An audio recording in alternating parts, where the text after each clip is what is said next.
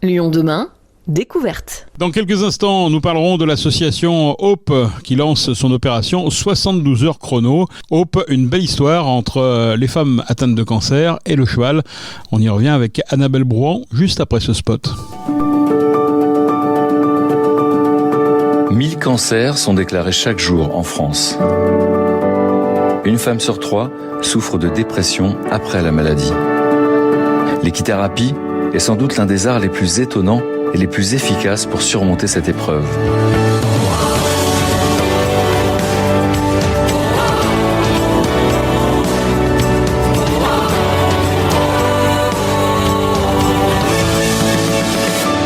Plus que jamais, Hope a besoin de nous pour les aider. Et si nous commencions par un don ? Bonjour Annabelle Brouan. Bonjour Gérald. Annabelle, on vous appelle parce que vous lancez mardi prochain une campagne 72 heures chrono au profit de l'association Hope. En quoi ça consiste exactement ? Alors, c'est la première fois qu'on fait ça, puisque l'association a aujourd'hui 6 ans et on vous a eu au téléphone il y a quand même au tout début parce que vous nous avez pas mal soutenu, Gérald.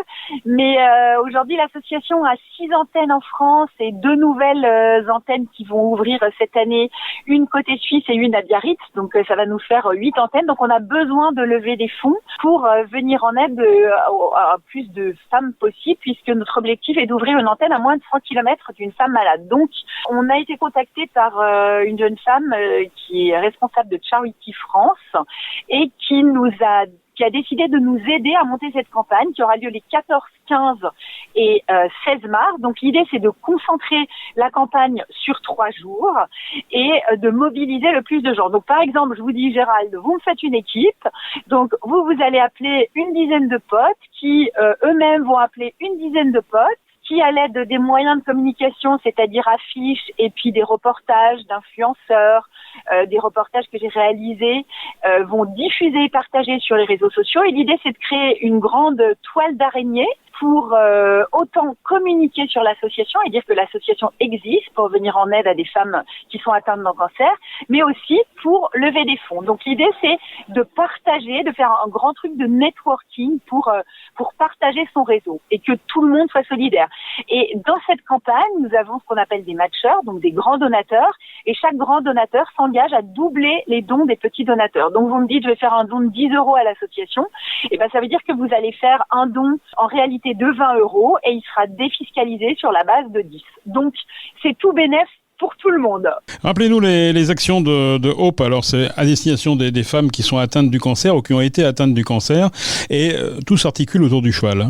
Voilà, donc Hope est née il y a 6 ans grâce ou à cause de mon expérience avec la maladie, puisque j'en suis à mon 3e cancer et en fait à l'époque j'avais rencontré un chirurgien qui m'avait dit oh là là vous êtes jeune, c'était il y a 9 ans, on hésite à vous enlever le sang. J'avais dit le sang allez-y, mais dans 3 semaines je vais être à cheval. Et en fait j'étais à cheval effectivement 3 semaines après, et de notre passion commune pour l'équitation est née l'association. Donc en fait on vient en aide aux femmes qui traversent la maladie, à n'importe quel stade de la maladie, quel que soit le type de cancer, à travers l'équithérapie. Alors, qu'est-ce que l'équithérapie ? L'équithérapie, le cheval est en fait le miroir de nos émotions. Il agit un petit peu comme le cocon familial. Il a un côté doudou et chaud de la maman, et puis il a le côté très autoritaire avec le papa parce qu'il est grand et fort.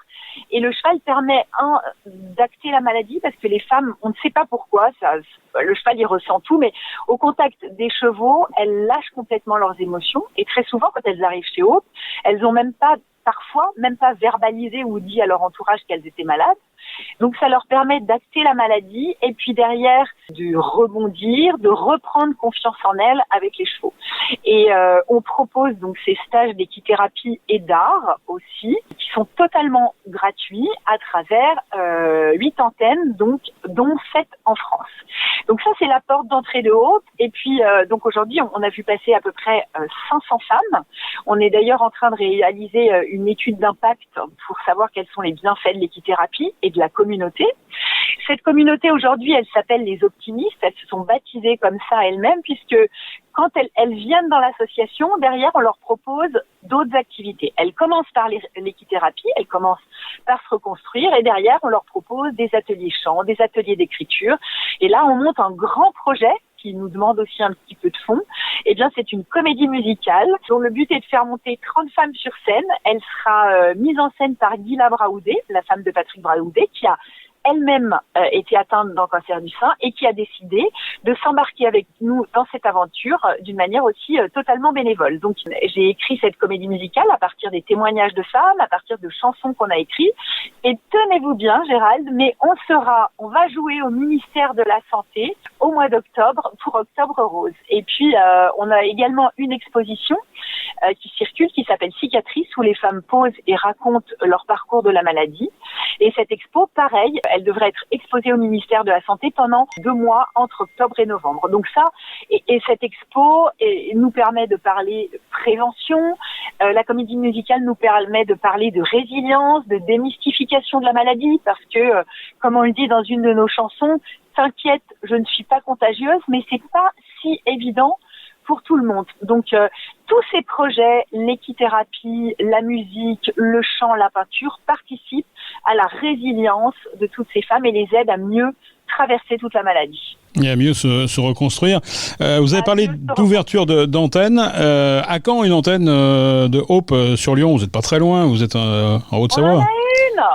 Ah, vous avez une antenne en... Ah, bah alors, elle est où cette antenne? En fait, elle n'est pas exactement à Lyon, elle est à Saint-Martin-l'Estrat. On est entre Lyon et Saint-Étienne. On a fait ce choix d'être entre Lyon et Saint-Étienne parce qu'il y a des centres d'oncologie à Saint-Étienne. Il y a un grand centre à Léon-Bérard. Je ne sais pas si vous avez suivi cette année, mais on a emmené des chevaux à l'hôpital, au centre Léon-Bérard. Donc on a fait sortir les patients de leur chambre. C'était assez exceptionnel, c'était pour Octobre Rose. Et oui, notre antenne, elle existe et on est à Équidoise, c'est Corinne Moreton, dans un lieu qui est juste somptueux, au milieu de la nature, dans une cabane plantée au milieu de avec une vue à 360 degrés. Et notre centre est là-bas, bien sûr. On a un centre Hope, pas exactement à Lyon, mais entre Lyon et Saint-Étienne. Je crois que c'est à une demi-heure de Lyon en bus. Et en général, les filles s'organisent pour faire du covoiturage. Et le lieu est vraiment exceptionnel. Et l'équipe qui dirige le lieu aussi, pareil. Vraiment, les femmes reviennent enchantées. Une raison de plus donc pour vous aider pour ces 72 heures chrono. Lyon Demain se fait d'ailleurs le relais de cette campagne à travers un spot que vous entendrez sur notre antenne, un spot avec une voix célèbre au niveau national mais aussi au niveau lyonnais, car on l'a beaucoup rencontré à Lyon. C'est Frédéric Lopez qui vous a donné un coup de main également, je pense, un peu sur l'opération. Ouais, c'est mon mentor, Fred. Donc, quand je lui ai dit, oh là là, je dois faire un spot, je dois lever des fonds, il m'a dit, ok, je te fais la voix. En plus, j'ai fait refaire plusieurs fois.